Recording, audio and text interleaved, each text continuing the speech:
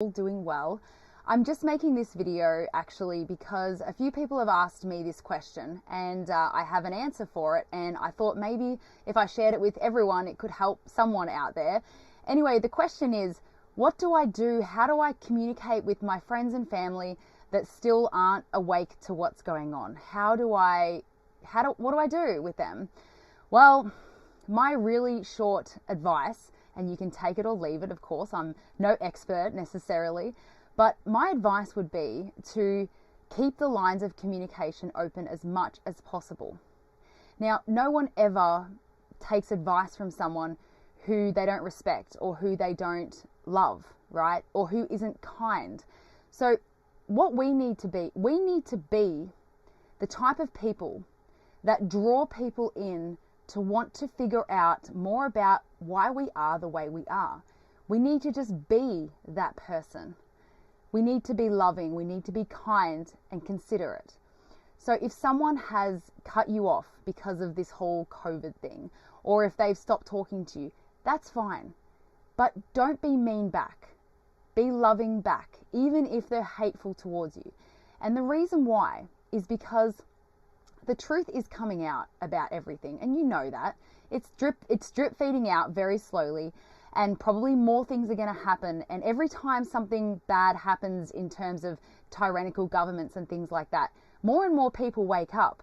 So we need to be there for those people, because you know how we've all struggled a lot, right? We've been vilified in the media. I've been to prison for 22 days. I've had lies about me in the media. I've had trolling and death threats and all that sort of stuff. But even though we've gone through all of that, and globally, people who chose not to get vaccinated have been locked out of restaurants, they've lost their jobs, all these really terrible things. But you know what we have is we have truth on our side, and we have conviction, and we have actually become stronger people. We have become better and stronger people from what we have been through over the last 2.5 years. But unfortunately, those out there that were willing to vilify us, when the penny drops with them, they are going to really, really struggle. When the police find out that they were enforcing tyrannical rules for no reason, when people find out that they took a medical procedure that they didn't want, and actually the people they were vilifying were actually right, when the nurses and the doctors, and when they figure all of this out, which they will, because at some point it will be so obvious that no one can even deny it, they are going to really, really struggle. They're going to struggle more than we struggled standing up for ourselves. Because actually, like I said, we became stronger people. They followed the narrative. And when they figure it out, it's going to be a really tough time. And if we aren't there for those people, then the suicides are going to go up. And they already have. Depression, loneliness, all of that is going to go up. So if we can keep those lines of communication open and just be the types of people that we wish everyone else could be, then those people are going to know who to come to. They're going to know that you are still available to them. And hopefully they're not too ashamed to come up to you and say that, hey, you were right and I'm really struggling.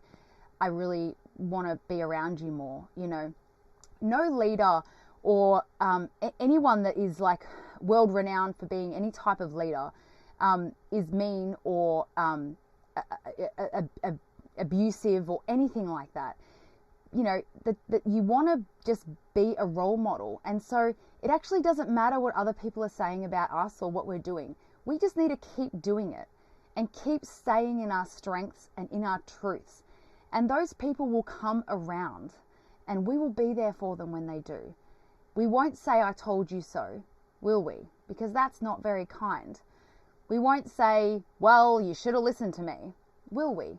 We'll just say, I'm really sorry that this happened to you, but hey, at least you know now, and let's go through it together. I'm here to help you. So look, the video isn't about action. It's nothing really revolutionary, but I just want to remind you all to keep those lines of communication open with your friends and family, because there will come a time when they want into this community, and you're going to be there for them so that they have a way in. Because at the end of the day, guys, we're not just doing this for ourselves.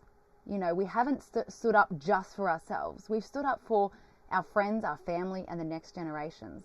And so I am really conscious that these people are going to struggle more than we ever have.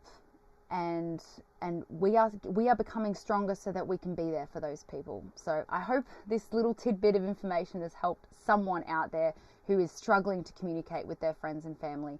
Just be a kind person, and also maybe avoid talking about politics as much as you can. Try to remember the things that you used to talk about, you know, the things that used to bring you together as friends, because before all of this, we used to talk about everything else. We used to talk about food or exercise or drinks or whatever people talked about, but we can still just talk about those things. We don't have to talk about politics or things that divide us. So anyway, I hope you guys can keep all your friends around you, or at least at a distance, you know, even if you have to kind of stop consistent communication because it's too difficult for you, that's okay. Just keep them at arm's length for when the time is right. So see you guys. Have a lovely day.